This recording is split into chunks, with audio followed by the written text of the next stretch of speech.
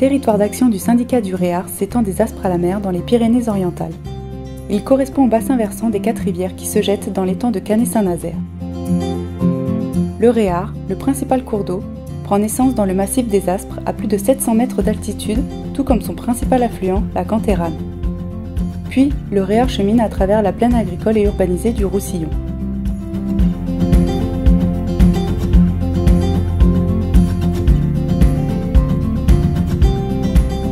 Ce fleuve est à sec la majorité de l'année, mais lors d'épisodes pluvieux intenses, le Réart se transforme en quelques heures en un violent torrent pouvant provoquer de graves dégâts.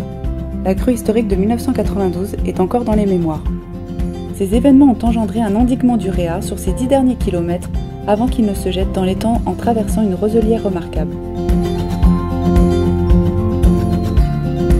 Les autres rivières qui débouchent dans l'étang sont des petits cours d'eau comparés au Réart.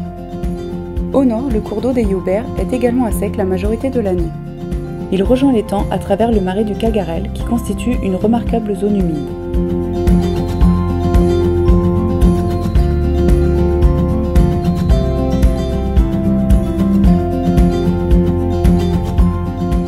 La Fosseille est un des seuls cours d'eau à couler tout au long de l'année. Elle abrite une espèce de tortue très rare en France, l'émide.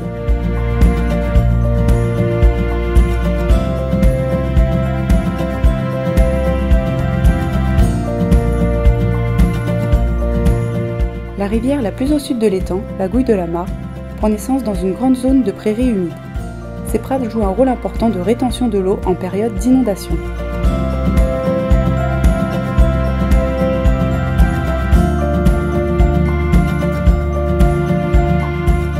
Ces 4 rivières se jettent toutes dans l'étang de Canet-Saint-Nazaire. L'étang est en réalité une lagune où se rencontrent les eaux douces arrivées des rivières et l'eau salée venue de la mer.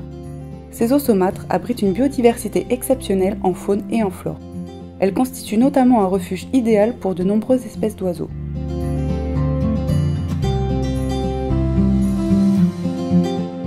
L'étang est relié à la mer Méditerranée par un chenal appelé le Gros des Basses. Un barrage à vannes permet de gérer les échanges entre l'étang et la mer.